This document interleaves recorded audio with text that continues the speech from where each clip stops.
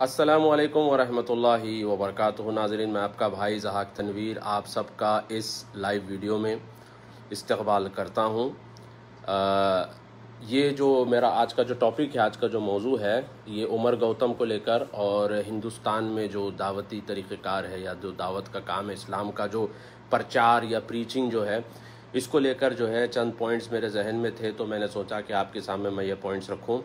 और हमेशा की तरह इस वीडियो में भी जो है मेरे सामने कोई, अगर आप लोगों को आवाज़ मेरी नहीं आ रही है तो बताइएगा ज़रूर कि आप लोगों को मेरी आवाज़ आ रही है। उम्मीद है इंशाल्लाह कि आप लोगों को मेरी आवाज़ आ रही है।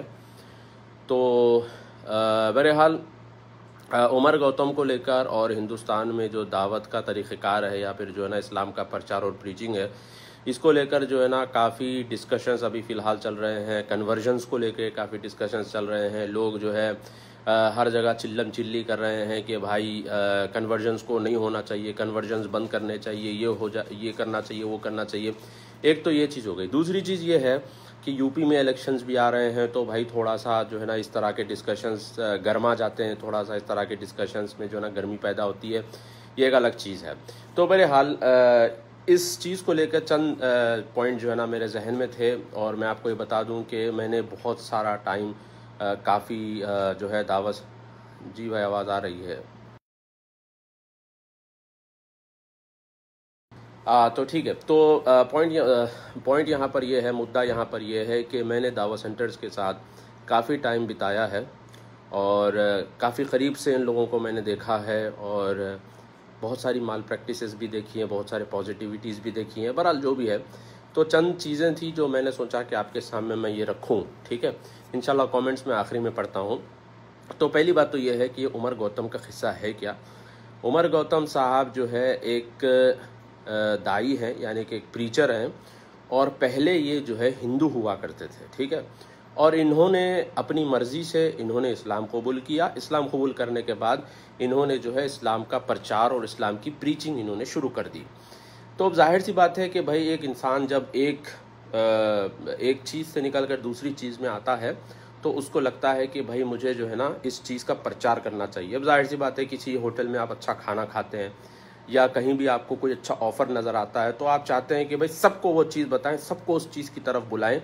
तो एक जज्बा होता है। तो बहरहाल उमर गौतम साहब जो है ना इस तरह का काम करते थे। वो लोगों को जो है दीन की, इस्लाम की बात बताते थे, लोगों को अच्छा लगता था तो वो उनकी मदद करते थे लीगली कन्वर्ट होने के लिए। ये तो एक चीज़ हो गई उमर गौतम साहब की। अब ये उमर गौतम साहब का मसला या इशू उठा क्यों? ये इसलिए उठा के दो रिवर्ट यानी कि कन्वर्ट बंदे, जिनके नाम हिंदू हैं मगर वो मुसलमान हो चुके हैं, तो ये दोनों बंदे जाके, जो स्वामी नरसिंहानंद है, काफ़ी मशहूर है इंडिया में और काफ़ी इसकी हेट स्पीचेस भी आपने देखी होगी, तो स्वामी नरसिंहानंद को जाकर इन्होंने जो है समझाया और कहा कि भाई तुम ये चीज़ें बंद करो। तो जब मालूम पड़ा कि ये दोनों के दोनों कन्वर्टेड हैं, तो उसको और बहुत गुस्सा आया। तो ये तो एक नेचुरल रिएक्शन है। आप देखें, मिसाल के तौर पे मैं एग्जांपल बताता हूँ। पाकिस्तान के अंदर अगर कोई जो है मुस्लिम मौलवी के पास जाकर कोई उनसे कहे कि मेरा नाम अशफाक है, मेरा नाम सलमान है, और तुम जो है ना क्रिश्चियनिटी के ख़िलाफ़ बोलना बंद कर दो क्योंकि हम खुद क्रिश्चियन हो गए हैं, तो ये जो है बहुत गुस्से में आने वाली बात है। तो बहरहाल उसने बवाल मचा दिया। बवाल ऐसा मच गया कि जो है अब ये एक बहुत बड़ा मुद्दा बन गया। उन बेचारों को जो है अरेस्ट कर लिया गया, जेल में डाल दिया गया। उनके साथ एक और जो है आलिम साहब भी है, उनको भी अरेस्ट कर लिया गया, जेल में डाल दिया गया। और जो है एक बहुत बड़ा इशू ये अभी बन चुका है, और जो है काफ़ी दाई हजरात भी जो है इस चीज़ को लेकर परेशान हुए हुए हैं। तो ये पूरा जो है ना उमर गौतम का किस्सा है। ठीक है, अब रही बात भाई कन्वर्जन्स की कि क्या कन्वर्ट हो सकते हैं, नहीं हो सकते, लीगल है कि इलीगल है।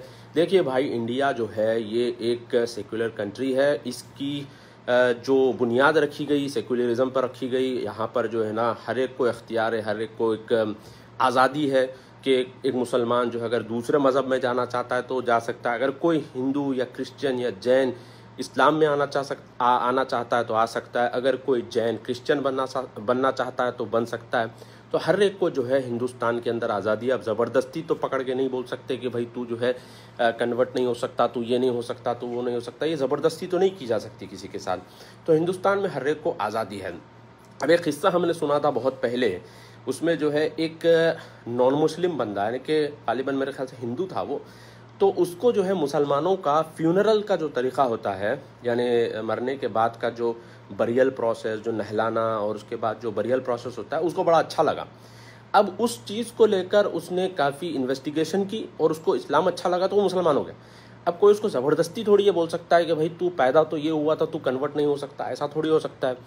अब दूसरी तरफ हमने देखा कि भाई नुसरत जहाँ जो इंडिया में है वो मुस्लिम तो है, मगर अब उसको, उसका हस्बैंड हिंदू है, उसको हिंदू कल्चर वगैरह अच्छा लगा तो वो उधर कन्वर्ट हो गई या उधर चेंज हो गई।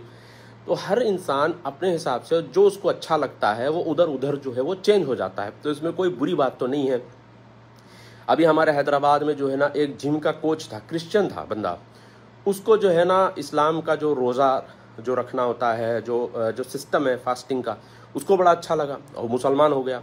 बहुत सारे जो है ना अमेरिकन्स और ब्रिट्स जो है यहाँ पर आते हैं, उनको जो है सऊदियों का या अरब का कल्चर अच्छा लगता है, उनका रख रखाव या उनका खाना पीना या फिर जो है ना उनका जो ब्रदरहुड वाला कल्चर है उनको अच्छा लगता है, तो वो कन्वर्ट हो जाते हैं।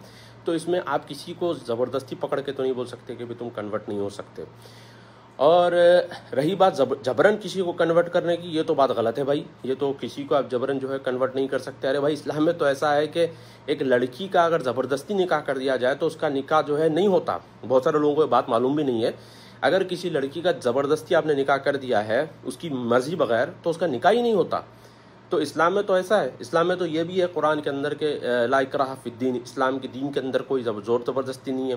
मोहम्मद बिन कासिम जब आए थे उनके बारे में आप जाकर विकिपीडिया पे पढ़िए कि बहुत सारे उस टाइम के नॉन मुस्लिम हिस्टोरियंस, उन्होंने खुद लिखा है कि जब मोहम्मद बिन कासिम आए थे तो उन्होंने किसी को ज़बरदस्ती नहीं की थी कि तुम इस्लाम में कन्वर्ट हो जाओ।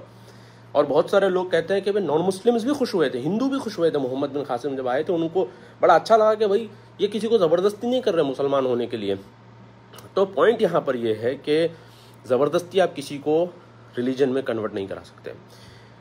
अब ये मिडिल ईस्ट के बहुत सारे कंट्रीज़ जैसा कि सऊदी अरब है, यूएई है, बहरीन है, यहाँ पर भी प्रचार होता है इस्लाम का। किसी शॉपिंग मॉल को चले जाइए, कहीं भी चले जाइए, बुक्स रखे होते हैं, मर्जी है आपकी, बुक्स रख दिया उन्होंने, आप पढ़िए, आपको अच्छा लगा तो अगर आप होना चाहते हैं तो होइए, नहीं तो नहीं। तो कहीं भी ज़बरदस्ती नहीं है किसी भी चीज़ को, किसी को आप ज़बरदस्ती इस्लाम में कन्वर्ट नहीं कर सकते, ये बिल्कुल गलत बात है। अगर कोई करता है तो ये भी गलत बात है, ठीक है। तो ये तो एक चीज़ हो गई। और यूपी में फ़िलहाल जो है ना ये इशू बहुत सी ज़्यादा जो है ना बताया जा रहा है। अब जाहिर सी बात है कि ऐसी चीज़ें जो है ना प्रॉफिट देती हैं, फ़ायदा देती हैं, इलेक्शंस हो रहे हैं या कुछ और हो रहा है, कुछ चीज़ हो रही है, तो इसमें जो है फ़ायदा करती हैं ऐसी चीज़ें। बहरहाल ये एक चीज़ हो गई। अब आते हैं हम लोग इस बात पर कि बाज़ जो है ये दाई हजरात या जो प्रीचर्स होते हैं, इनकी भी जो है ना बाज़ जगहों पर बाज़ गलतियां हो जाती हैं, जिसकी वजह से पूरे दावती काम को जो है नुकसान होता है और नुकसान भुगतना पड़ता है। मिसाल के तौर पर ईस्ट टेररिज्म मुस्लिम मोनोपोली जो डॉक्टर जाकिर नाइक की वीडियो है, आप देखिए कभी जाकर यूट्यूब के ऊपर। उस वीडियो में एक सुप्रीम कोर्ट या हाई कोर्ट के जो है जज को, नॉन मुस्लिम जज थे, उनको बुलाया गया था। तो वो नॉन मुस्लिम जो जज थे उन्होंने कहा था कि डॉक्टर जाकिर नाइक का जो काम है ये अच्छा है, मगर एक गलती ये कर रहे हैं, वो ये है कि ये जो है जो कन्वर्जन्स हो रहे हैं इसको ये जो है टीवी पर बताते हैं, ठीक है। तो ये इनको नुकसान पहुंचाएगी ये चीज़। ये बहुत पुरानी वीडियो है, आप जाकर यूट्यूब पे देखिए, ईस्ट टेररिज्म मुस्लिम मोनोपोली। उसमें जो चीफ गेस्ट है उनका आप स्पीच सुनिए। उसमें उन्होंने ये कहा था बात कि जाकिर नाइक को ये ख़ास नसीहत उन्होंने स्टेज पे की कि आप कन्वर्जन्स जो है ना ये टीवी पे मत करिए। तो मगर अब जाकिर नाइक साहब का भी ऐसा मसला है, अल्लाह हिदायत दे, इनका ही नहीं बल्कि अक्सर लोगों का, उमर गौतम साहब की मैं बात नहीं कर रहा हूँ, ना ही मैं कोई ग्राउंड लेवल दाइयों की बात कर रहा हूँ, मैं जनरली जो है ना जो टीवी या जो बड़े लेवल पे काम करते हैं उनका एक मसला ये होता है कि ऑनेस्टली स्पीकिंग उनका मसला ये होता है कि जब भाई आप जब रिज़ल्ट बताएंगे तो डोनर्स आपको पैसा देंगे, ठीक है। आपका दावत का जो काम चल रहा है, दावत के काम के लिए पैसा जो आता है तो डोनर्स पैसा कब देंगे? डोनर्स पैसा तभी देंगे जब आपका रिज़ल्ट देखेंगे। तो अब वो रिज़ल्ट दिखाने के चक्कर में और जो है सऊदी दुबई में जो है ना शेखों को वीडियोस बताते थे कि भाई इतने लोग कन्वर्ट हुए, उतने लोग कन्वर्ट हुए, देखो किस तरह से लोग इस्लाम कबूल कर रहे हैं, और एक इम्प्रेशन पड़ा लोगों के ऊपर। तो ये बताने के चक्कर में जो है हुआ क्या कि पूरे दावती काम को नुकसान हो गया। देखिए इस्लाम एक मिशनरी रिलीजन है, क्रिश्चियनिटी भी एक मिशनरी रिलीजन है, और इन रिलीजन्स में जैसे क्रिश्चियनिटी हो गया और इस्लाम हो गया, इन रिलीजन्स के अंदर जो है आप अपने मज़हब का प्रचार कर सकते हैं और लोगों को बुला सकते हैं, ठीक है। क्रिश्चियंस को लगता है कि भाई यीशु मसीह जो है, जीसस क्राइस्ट जो है, अपने गुनाहों के लिए, हमारे गुनाहों के लिए वो सूली पे चढ़े हैं, तो उनको लगता है, इमोशनल हो जाते हैं वो लोग, उनको लगता है कि पूरी इंसानियत जहन्नम में जा रही है, उनको पकड़ के जो है ना यीशु मसीह के कदमों में लाना है। तो ये उनका कॉन्सेप्ट है, तो वो मिशनरी का काम करते हैं। मुसलमानों का ये है, मुसलमानों को ये लगता है कि भाई कुरान में भी लिखा है कि कुरान जो है ये हुदल लिन्नास है, पूरी इंसानियों के लिए हिदायत है। और कुरान में बहुत सारी जगहों पे अल्लाह ने जब बात की तो या अय्युहन्नास करके कहा, सिर्फ मुसलमानों को एड्रेस नहीं किया बल्कि सारी इंसानियत को एड्रेस किया। तो मुस्लिम्स को ये लगता है कि भाई जब कुरान सारे इंसानों को एड्रेस कर रहा है तो ये मैसेज सारे इंसानों तक जाना चाहिए। तो इस लिहाज से ये लोग मिशनरी का काम करते हैं। जूडाइज़म, हिंदुइज़म, ये जो रिलीजन्स है इसमें मिशनरी का काम नहीं होता।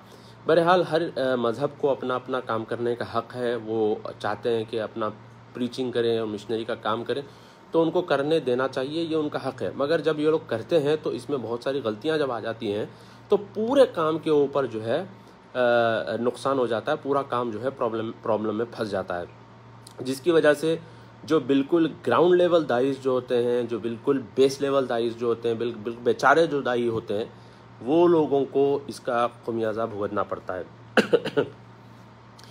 तो जाकिर नाइक साहब की जो मैंने भी आपके सामने बात कही कि जो है वो टीवी पर कन्वर्जन्स दिखाते थे, जिसकी वजह से उनको प्रॉब्लम हुई।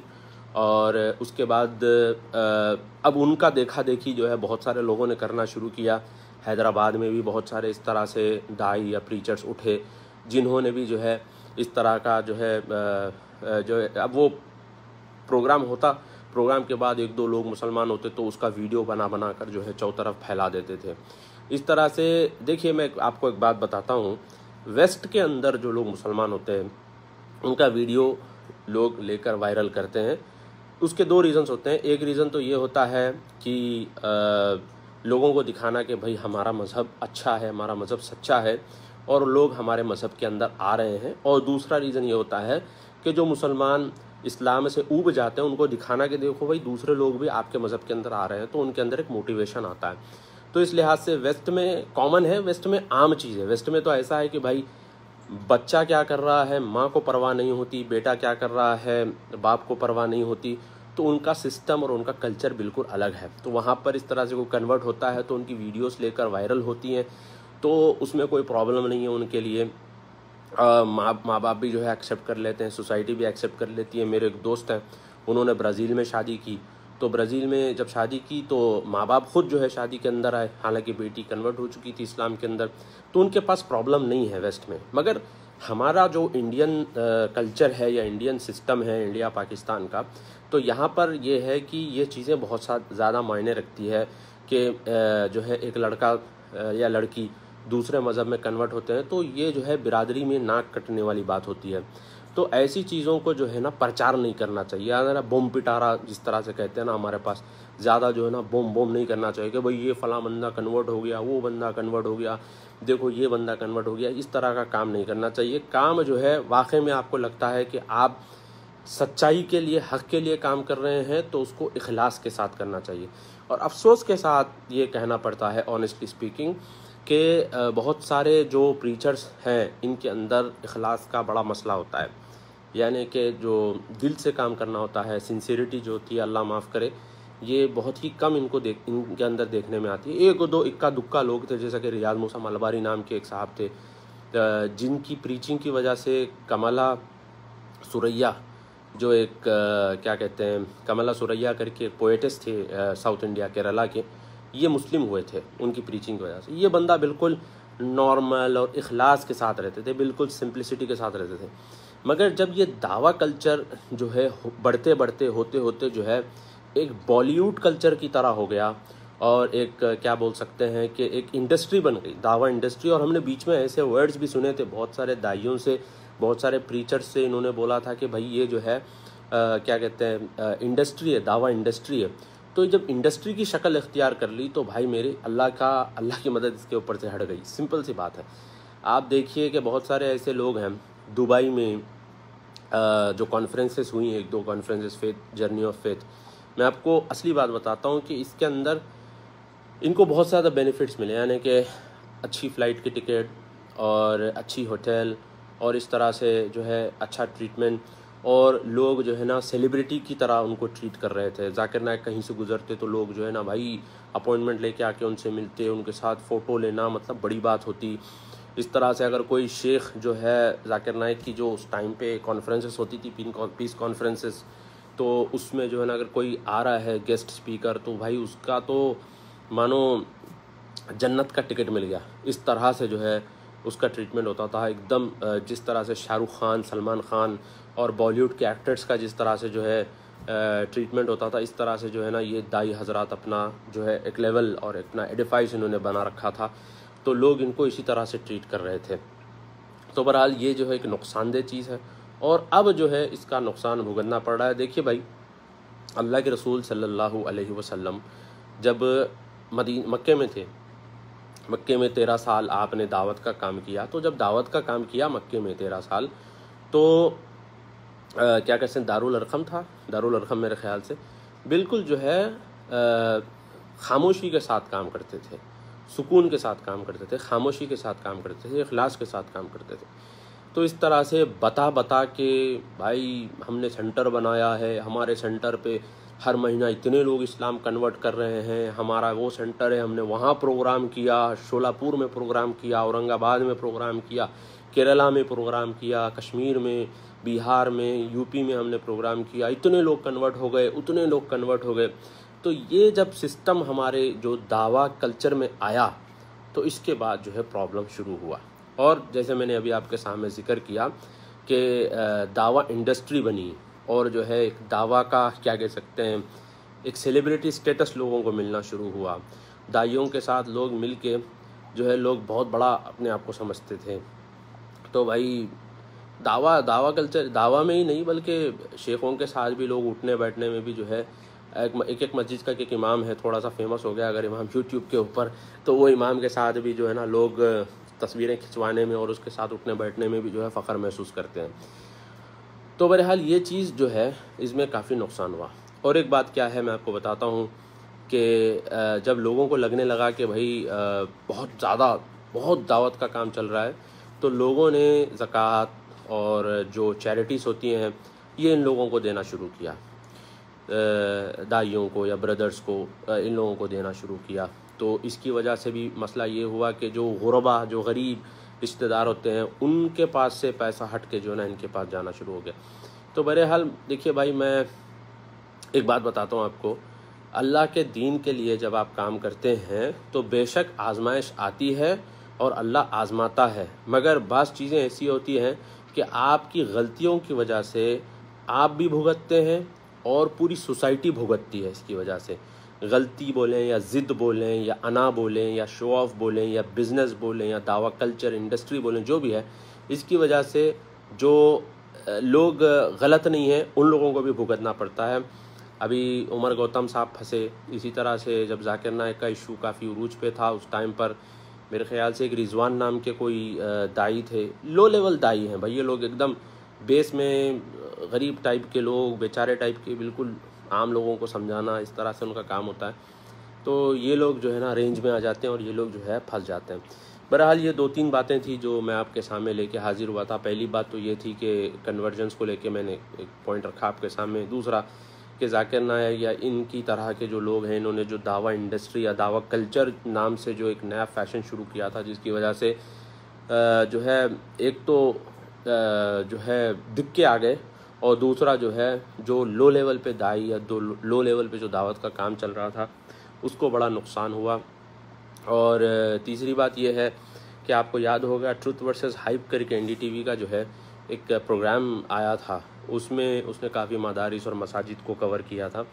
तो उसमें भी क्या है कि एक चीज़ देखने में ये आई कि बिल्कुल इन लोगों की हरकतों की वजह से काफ़ी मसाजिद और मदारिस पर भी इम्पैक्ट पड़ा, काफ़ी जो है ना इन जनरल जो नॉर्मल तो दावा, जो इखलास वाला दावा है, इसके ऊपर काफ़ी इम्पैक्ट इसका पड़ा है। तो बहरहाल ये चंद बातें थी जो मैं आपके सामने रखना चाह रहा था। थोड़े कमेंट्स देख लेते हैं, फिर उसके बाद इंशाल्लाह मैं अपनी वीडियो को एंड करता हूँ। ईशा का भी टाइम होगा, इंतखाब भाई कह रहे हैं कि क्या कह रहे हैं, इंतखाब भाई का माशाल्लाह मैसेज अच्छा आया। इट्स फितन of the time to show off your deed, रियाकारी ऑफ दावा is like a cancer, culture of video, Insta. May Allah protect from cancer of Riya that destroy our deed. And in Islam, we have negative marking too that make a person heading to heaven turn towards depth in hell. बिल्कुल हमारे इंतखाब साहब आप बिल्कुल सही बात बोल रहे हैं कि इसमें जो है बहुत रियाकारी आ गई। और ख़ास तौर पे ये जो वेस्ट के जो, अब मैं नाम नहीं लूँगा, मगर एक बात तो है कि जो वेस्ट के जो दुआत हैं या जो स्पीकर्स हैं, जो प्रीचर्स हैं, ये असल में इनका बिज़नेस होता है। टू बी ऑनेस्ट, इनका एक बिज़नेस होता है। बिज़नेस क्या होता है? आपकी मस्जिद है, आपकी मस्जिद को मैंने उमर सुलेमान या यासर खादी को बुला लिया या नोमान अली ख़ान को बुला लिया, तो ये लोग जो है एक परसेंटेज आपसे बात कर लेते हैं कि हम आपकी मस्जिद के लिए फ़ंड रेजिंग करेंगे, इसका इतना परसेंटेज हम लेंगे। तो ये एक्चुअली क्या है कि ये पूरा बिज़नेस है और बिज़नेस की तरह चलता है ये सारी चीज़ें। अल्लाह माफ़ करे, इन्होंने इसको पूरा कमर्शलाइज़ किया। और ख़ास तौर पे बहुत सारे ऐसे इंस्टीट्यूट्स थे वेस्ट में, अल कौसर हो गया, अल मगरिब हो गया, इस तरह से मैं भी बहुत जाता था 2010-2009 में। अल कौसर के कोर्सेस मैंने बहुत अटेंड किए। तो 5 स्टार होटल में होता था, एक अच्छा माहौल, एक अच्छा एम्बियंस में दीन की बात करते थे। सूरे नूह की तफसीर जो है याच में बिठा के कर रहे हैं। सोचो, पैसे ले रहे हैं वैसे लोगों से, ऐसा फोकट में थोड़ी बना। इस्लाम जो है गरीब के लिए, अमीर के लिए, सब क्या ले आया। मगर इन लोगों ने एक अजीब कल्चर शुरू किया था कि इन लोगों ने क्या किया कि सूरे नूह की तफसीर जो है ना याट के अंदर बैठ के कर रहे हैं दुबई में। तो इस तरह की हरकतें करेंगे तो भाई दावा पे इम्पैक्ट तो पड़ेगा ना। उसके अलावा ये जब देखे तो मेरे दोस्त ने बोला कि भाई सूरे फील की तफसीर क्या हाथी पर बैठ के करेंगे, या सूरे बकरा की तफसीर जो है ना गाय के ऊपर बैठ के करेंगे। तो अजीब और गरीब किस्म की चीज़ें इन लोगों ने की, अजीब और गरीब हरकतें इन्होंने की, जिसकी वजह से पूरे के पूरे दावा के ऊपर इम्पैक्ट पड़ गया। इंतखाब साहब कह रहे हैं कि ऑल द उलमा ऑफ पास्ट फ्रॉम सलफ पीपल न्यू मोर आफ्टर। जी जी जी, बिल्कुल बिल्कुल आपकी बात सही है। हमारे इंतखाब साहब एक बड़ी अच्छी पॉइंट इन्होंने रखी। इन्होंने कह रहे हैं कि जितने बड़े बड़े उलमा गुजरे हैं, सलफ़ यानी कि पास्ट के, पायस प्रेडेसेसर को सलफ़ कहते हैं। तो कह रहे हैं कि जो पास्ट के उलमा गुजरे हैं वो मरने तक पता नहीं चलता था कि उनका काम क्या रहा। और आजकल के लोग जो है बिल्कुल रियाकारी और दिखावा कर रहे हैं। 2015 में मैं मक्का गया था शेख रबी अल हादी अल मदखली से मिलने के लिए। ऐसे ही, मतलब मैं ऐसा कोई तालिब इल्म की शक्ल में नहीं गया था।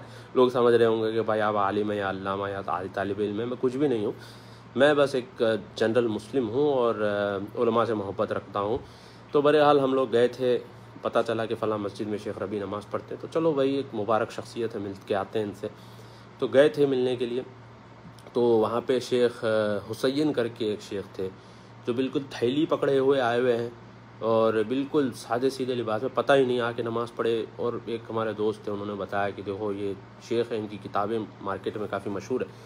तो इंतखाब साहब जो बात बता रहे हैं ना, बिल्कुल सही बात है ये, कि जो है बड़े उलमा जो होते थे ना भाई, इखलास के साथ काम करते थे और इनका काम जो है मरने तक पता नहीं चलता था। और इंतकाल तो हो गया वो शेख हुसैन साहब का, तो इंतकाल नहीं हो पता नहीं चलता था कि जो है इनका काम क्या है। एक हमारे शहबाज खान मैसेज कर रहे हैं कि अस्सलाम वालेकुम, वाचिंग फ्रॉम करबला। ओहो करबला इराक़ से जो है वीडियो देख रहे हैं, बहुत बहुत शुक्रिया साहब कि आप वहाँ पे भी बैठ के जो है वीडियो देख रहे हैं। तौहीद वन्नस वाले पूछ रहे हैं कि विच दावा organization is correct according to you in India. अल्लाह को मालूम भाई। कुछ थे दुआत अच्छे उलमा हज़रात जैसे अच्छे दाई हज़रात जैसे शेख रियाज मूसा मलवारी साहब हो गए, और उलमा की सरपरस्ती में कोई दावत का काम अगर वाक़ई में चल रहा है ना, तो उसके साथ जुड़ के रहना चाहिए। अब बाज़ उलमा जैसे माशाल्लाह अब्दुल अज़ीम मदनी हो गए, अब्दुल हसीब मदनी हो गए, अबू ज़मीर साहब हो गए, और इस तरह से हमारे मुंबई साइड में भी एक बड़े अच्छे आलिम हैं, किफ़ायतुल्लाह सनाबली हो गए, इनायतुल्लाह मदनी हो गए, शेख ताहा माद हो गए। ऐसे बहुत सारे माशाल्लाह अच्छे उलमा काम कर रहे हैं। उनके साथ मिल के काम करिए और उनकी निगरानी में काम करिए और अच्छा काम करिए, इखलास के साथ काम करिए, तो अल्लाह की भी मदद जो है इसमें आती है। मिर्ज़ा मुज़म्मिल बेग साहब कह रहे हैं अस्सलाम वालेकुम भाई। वालेकुम अस्सलाम व रहमतुल्लाहि व बरकातुहू। हाँ, तो वीडियो काफ़ी लंबा ना हो जाए तो मैं जो है इस वीडियो को एंड करता हूँ और देख लेता हूँ कि अगर कोई नए कमेंट्स आए हैं कि नहीं आए हैं। अगर नहीं आए हैं तो फिर जो है मैं अपनी वीडियो को एंड कर देता हूँ। पिछली बार जो है 15 या 20 मिनट का मैसेज लेके आया था, 2.5 घंटे चल गया वीडियो। लोग सवालों पे सवाल कर रहे थे, सवालों पे सवाल कर रहे थे। तो उसके बाद माशाल्लाह मगर अच्छा रिस्पांस आया उस वीडियो का।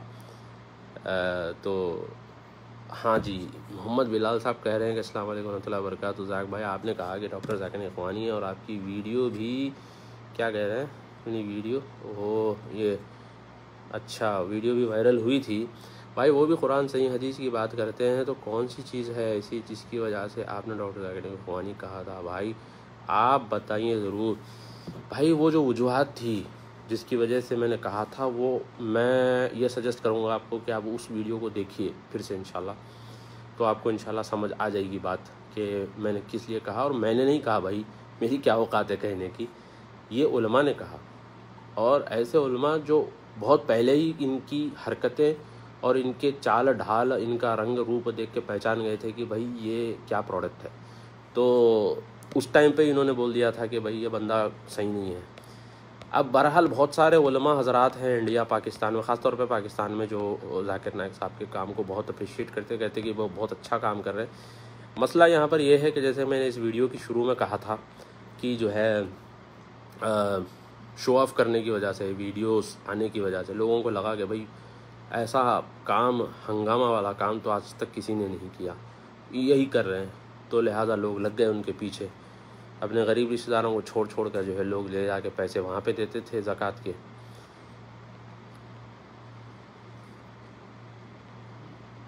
मोहम्मद मोहसिन अली, अस्सलाम वालेकुम। ज़हाक भाई, वालेकुम अस्सलाम। माशाल्लाह काफ़ी लोग देख रहे हैं। चांद बादशाह पेरासराई। चलिए भाइयों, इम्तियाज़ साहब का मैसेज क्या है? अस्सलाम वालेकुम। वालेकुम अस्सलाम। ऐसा मैसेज था, मैं सोचा कि भाई नीचे कुछ और लिखा हुआ है तो जाके चेक करा। मोहम्मद जाफ़र साहब कह रहे हैं अस्सलाम वालेकुम रहमतुल्लाहि व बरकातुहू। ब्रदर इमरान का दावती काम कैसा है? ब्रदर इमरान साहब का मैं स्टूडेंट हूँ 2001 बैच का। 2000 में ब्रदर इमरान ख़ुद डॉक्टर ज़ाकिर नाइक के पास जाके इन्होंने दावा ट्रेनिंग ली थी। उसके बाद जो है 2001 में इन्होंने एक दावा ट्रेनिंग प्रोग्राम रखा था। उस टाइम पर मैं भी ज्वाइन किया और हमारे बैच के काफ़ी लोग जो है वर्ल्ड वाइड फैले हुए हैं, जैसे कि दुबई के अहमद हामिद है। इस तरह से बहुत सारे लोग हैं जो दावती काम में अभी भी लगे हुए हैं। बहुत सारे लोग हैं जो छूट गए, बहुत सारे लोग जो है ना बिल्कुल गुमनाम हो गए। और एक बात तो ये है, ब्रदर इमरान का दावती काम कैसा है ये तो आप उलमा से पूछिए, आप बेटर बताएंगे वो लोग। एक बात तो है, फ़ायदा तो हुआ है ब्रदर इमरान साहब से कि पब्लिक स्पीकिंग स्किल्स मैंने अच्छा सीखी। हाँ, ये अलग बात है नॉलेज आपको नहीं आती, क्योंकि नॉलेज तो आपको उलमा से आएगी, क्योंकि जो जिस फ़न का आदमी होता है उस फ़न के आदमी से आपको चीज़ सीखना चाहिए। इनायतुल्लाह मदनी साहब का अच्छा वीडियो है, देखिए आप, 2 घंटे का वीडियो है। पूरा तसल्ली के साथ पूरा वीडियो आखिर तक देखिए। अच्छी बात है कि जो जिस डोमेन का आदमी होता है उस डोमेन की चीज़ उससे सीखनी चाहिए और आपको फ़ायदा होगा। तो नॉलेज, इल्म, मसाइल, फतवे ये उलमा से पूछिए, आपको ज़बरदस्त जवाब मिलेगा। ब्रदर इमरान के पास जो मैंने सीखा, मुझे जो फ़ायदा हुआ वो तो पब्लिक स्पीकिंग स्किल्स का बड़ा ज़बरदस्त फ़ायदा हुआ। और 2-2 घंटे तक जो इस तरह से बैठ के लाइव, मतलब ये तजुर्बा है अल्हम्दुलिल्लाह, जो हमने 20 साल पहले ब्रदर इमरान के पास किया था। तो उसके बाद जो है उन्होंने काफ़ी एक्सपोजर भी दिया था। फिर वहाँ से निकले, फिर काकीनाडा गया मैं, वहाँ पे भी जो है दावा ट्रेनिंग दी। फिर वहाँ से निकले, फिर जो है अपना हैदराबाद में आए, फिर वहाँ पे भी जो है कुछ इस तरह के प्रोग्राम्स करते थे। फिर अल्हम्दुलिल्लाह फिर जो है बेंगलोर गए, बेंगलोर में भी बहुत सारे प्रोग्राम्स हमने किए। तो एक फ़ायदा ब्रदर इमरान के से ये हुआ कि पब्लिक स्पीकिंग स्किल्स हमने उनसे सीखे। बाकी दीन का जो मामला है, मैं तो आपको यही सजेस्ट करूँगा कि भाई उलमा माशाल्लाह भी बहुत हैं, ऐसा नहीं है कि उलमा नहीं है। व्हाट्सअप पे आ गए हैं और जो है यूट्यूब पर इतनी बड़ी बड़ी वीडियोस हैं, सुनिए, इल्म सीखिए उनसे, उलमा से। तो दीन का जो मामला है ये उलमा से ही लीजिए, किसी और से मत लीजिए, किसी ब्रदर, किसी दाई से मत लीजिए। वो जिस डोमेन के उस डोमेन में आप उनको सुनिए। अब जैसा आप नायक साहब जो है क्या कहते हैं, डिबेट्स बड़े अच्छे करते थे पहले। विलियम कैम्पबेल के साथ एक डिबेट है, इस तरह से जो है क्या नाम है उसका, वो जैन के साथ एक वेजिटेरियन नॉन वेजिटेरियन वाला भी डिबेट है, रश्मि भाई जवेरी, हाँ वो वाला डिबेट। काफ़ी अच्छे डिबेट्स, लॉजिकल डिबेट जाकिर नायक साहब के रहे, वो उनका डोमेन था। मगर उस डोमेन से हट के जो है ना वो फतवे में, मसाइल में, इसमें उसमें हर चीज़ में मुंह मारना शुरू कर दिए, तो फिर जो है ना हट गए रास्ते से। तो यही मैं सजेशन दूंगा कि जो जिस डोमेन के होते हैं उस डोमेन में रह के आप काम करेंगे तो आप जो है ना बहुत आगे जाएंगे। अस्सलाम वालेकुम रहमतुल्लाहि व बरकातहू। What do you say about youth club Lahore speakers like Raja Zia-ul Haq Mohammad Ali? मैं जो इनके बारे में जानता हूँ वो ये है कि ये लोग मोटिवेशनल स्पीकर्स हैं और ये कुछ कंटेम्प्रेरी इश्यूज़ के ऊपर जो है वीडियोस बनाते हैं। बाकी का तो इनका कोई ऐसा तो कुछ एज सच तो कुछ वाज़े तो दिख के तो नहीं आया। अब वहाँ के उलमा बेहतर जानते हैं, वो आपको बेटर बता सकते हैं। नोमान खान पूछ रहे हैं कि who is equivalent to doctor Zakir Naik's work currently? नहीं पता भाई। अहमद मुस्तफ़ा पूछ रहे हैं कि who are you to criticise the noble work, what authority you have? ओहो, जज्बात में आ गए अहमद मुस्तफ़ा साहब, मुझे बड़े गुस्से में हैं, जज्बात में आ गए। वही बोल रहे हैं कि भाई तुम कौन होते हो इस नोबल काम को क्रिटिसाइज़ करने के लिए? मैं कोई नहीं होता हूँ अल्हम्दुलिल्लाह, मगर जो तजुर्बा है हमारे पास और जो गलती है वो गलती को पहचानना ज़रूरी है। हम ख्वाब खरगोश में सो नहीं सकते, हम ये नहीं बोल सकते कि भाई हमसे गलती होगी नहीं, इतना बड़ा नोबल काम है, इसमें नोबल काम में, भाई नोबल काम में ही तो शैतान आएगा। हाँ, कोई मूवी थिएटर में बैठे बंदे को जाके शैतान थोड़ी भटकाएगा, वो तो पहले से भटका हुआ है। तो भाई जो शैतान भटकाएगा वो उसी को भटकाएगा जो है नोबल काम कर रहा है। तो जाहिर सी बात है हर नोबल काम की शुरुआत जो है इखलास से होती है। एक बात याद रखिए, इखलास और तरीक़े रसूल ये दो चीज़ें साथ में होना ज़रूरी है, ठीक है। सूफ़ी जब मराक़बा करता है जाके क़ब्रिस्तान के अंदर बैठ के या कहीं भी, उसके अंदर जो है ना भले इखलास होता होगा जो भी मराक़बा करता है जब वो, मगर उसके पास अक़ीदा और तरीक़े रसूल नहीं होता, जिसकी वजह से वो गुमराह हो जाता है, ठीक है। तो बात यहाँ पर यह है कि आप ये नहीं बोल सकते मेरी नीयत अच्छी है, नीयत अच्छी है। अबे भाई नीयत के साथ आपको तरीक़े रसूल भी होना ज़रूरी है, खाली नीयत अच्छी रखने से कुछ नहीं होता, ठीक है। अल्लाह ताला ने कुरान में खुले अल्फाजों में कहा कि अगर तुम मुझसे मोहब्बत करते हो तो फिर अल्लाह के रसूल सल्लल्लाहु अलैहि वसल्लम की इताअत करो। तो जो तरीक़ा रसूल सल्लल्लाहु अलैहि वसल्लम के तरीक़े से हटके है वो तरीक़ा बातिल है, ठीक है। तो इतना जज्बात में आने की ज़रूरत नहीं है हमारे अहमद मुस्तफ़ा साहब, ठीक है। मोहम्मद जाफ़र साहब कह रहे हैं जज़ाकल्लाहु खैरन। हाँ जी, असल में क्या है, कमेंट्स पढ़ने में ज़रा अच्छा मज़ा आता है। तौहीद वन्नस साहब बोल रहे हैं कि what is your strategy for the unification of Muslims, कि मुसलमानों को इकट्ठा करने में आपकी क्या स्ट्रैटेजी है? देखिए भाई, एक पहली बात तो ये है कि मेरी कोई ऐसी बात की वैल्यू नहीं है कि मैं ये बोल दूँ कि भाई ये स्ट्रैटेजी करो तो जो है फ़ायदा होगा नुकसान होगा। बहरहाल जो मेरे हिसाब से मैं आपको बता रहा हूँ बात ये कि कुरान और हदीस के ऊपर जब आप आएंगे, यानी कुरान और सुन्नत के ऊपर जब आप आएंगे तो ये होगा यूनिफिकेशन ऑफ मुस्लिम्स। सिंपल सी बात है। अल्लाह ताला ने कुरान में कहा, सूरह नूर की आयत है, अल्लाह ने कहा कि मैं तुमको ज़मीन पे खलीफा बनाऊंगा, खिलाफत दूंगा, मगर शर्त यह है कि तुम जो है तौहीद पे कायम रहो, शिरक मत करो, और जो है तुम जो है अल्लाह की रस्सी को मजबूती से थामे रखो।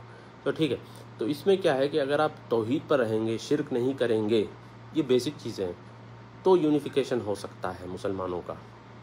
अब इसके अलावा जो हमारा जमात इस्लामी वाले या ये इख़वानी है, ये ईसाई हो, ये सीमी वाले, इस तरह की जो बातें करते हैं कि शिया सुन्नी सब इकट्ठा हो जाएं, तो भाई ये यूनिफिकेशन पॉसिबल नहीं है, लॉजिकली भी पॉसिबल नहीं है और ऑन ग्राउंड भी ये पॉसिबल नहीं है, और इससे उल्टा फसाद होता है। देखिए, अक़ीदे में जब तक सुधार नहीं आता यूनिफिकेशन नहीं हो सकता।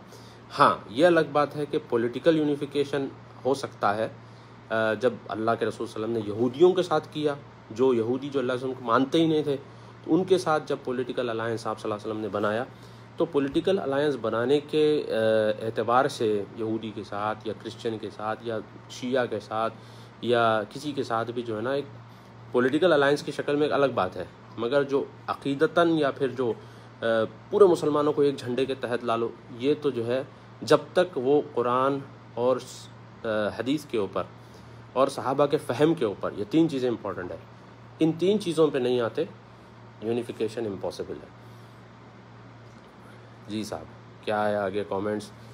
शेख अब्दुल्लाह कह रहे हैं कि अरे भाई ये कमेंट जो है ना, सी मोर वाला ऑप्शन क्लिक ही नहीं हो रहा। खैर चलें दूसरा कमेंट देखते हैं। अहमद मुस्तफ़ा साहब कह रहे हैं कि I am not getting emotional, I am reminding you as you suggested people over here to ask scholars, so here also they should। ओ भाई कहाँ है कौन? ये थोड़ा सा प्रॉब्लम हो रहा है कमेंट पढ़ने में, आधे कमेंट आ रहे हैं आधे कमेंट जा रहे हैं, पता नहीं हमारे अहमद मुस्तफ़ा साहब क्या बोल रहे हैं। और एक और कमेंट शेख अब्दुल्ला का क्या आया, तो फिर दावा दिए कैसे और किन से सीखें? अच्छा सवाल है माशाल्लाह। दावा कैसा देना है, किस तरीक़े से देना है? दावा जो है रसूलुल्लाह सल्लल्लाहु अलैहि वसल्लम के तरीक़े पे देना है, और ये आपको रसूलुल्लाह सल्लल्लाहु अलैहि वसल्लम के वारिसीन जो है ना, जो इनहेरिटर्स हैं रसूलुल्लाह सल्लल्लाहु अलैहि वसल्लम के, ये आपको बताएंगे कैसा दावत देना, किस तरह से देना, कुरान से देना, कंपैरेटिव कब यूज़ करना, कब यूज़ नहीं करना। बाद लोग कंपैरेटिव में इतना ज़्यादा घुस गए कि जो है हिंदुओं की शादी में जाके जो है कुरान और भगवत गीता में महर का कॉन्सेप्ट बता रहे हैं। कुरान के अंदर महर का कॉन्सेप्ट है, भगवत गीता के अंदर भी महर का कॉन्सेप्ट है। ये हुआ है, मैं मजाक नहीं कर रहा हूँ। काकीनाडा में हमने बहुत सारे ऐसे केसेस देखे, विजयवाड़ा काकीनाडा साइड में। और फिर जो है इतना ज़्यादा घुस गए कि चर्च के अंदर जाके जो है वहाँ पे भी जो है कुछ महर का कॉन्सेप्ट, ये कॉन्सेप्ट। भाई इतना ज़्यादा भी कंपैरेटिव की ज़रूरत नहीं है भाई, जितनी ज़रूरत है उतना लेना है। तो बहरहाल ये आपको उलमा जो है ये आपको इंशाल्लाह सही तौर पे बताएंगे कि कंपैरेटिव किस हद तक करना है, कैसा। क्योंकि इब्न तैमिया ने भी कंपैरेटिव किया, तो कब करना, कैसा करना है दावत का काम, ये आपको इंशाल्लाह सिखाएंगे और सीखना चाहिए। और हिकमत के साथ उदउ इला रब्बिका, क्या हुआ है, तो उदउ इला सबीली रब्बिका बिल हिकमा, मैं भूल गया आयत वैसे, सॉरी। ठीक है, सूरह नहल की आयत है, बड़ी मशहूर आयत है, दाई थे वो बहुत ज़्यादा पढ़ते थे। तो इसमें आयत में अल्लाह ने कहा कि लोगों को जो है दीन की तरफ हिकमत के साथ और जो है समझदारी के साथ बुलाओ। ठीक है, तो इस तरह से बुलाना है। हाँ जी, अम्मार अब्दुल अज़ीज़ मोहम्मदी साहब बोल रहे हैं कि brother is it compulsory to talk every topic. अब देखिए भाई, मसला ये है कि अब जो चीज़ें देखते रहते हैं, अब लगता है कि भाई इसके ऊपर जो है ना कुछ बोलना चाहिए, और कुछ अगर फ़ायदे की बात अल्लाह की तरफ से हमारे मुंह से निकलती है तो लोगों का फ़ायदा हो जाएगा इंशाअल्लाह। तो इस लिहाज से हम भी जो है हर टॉपिक में बोलते हैं।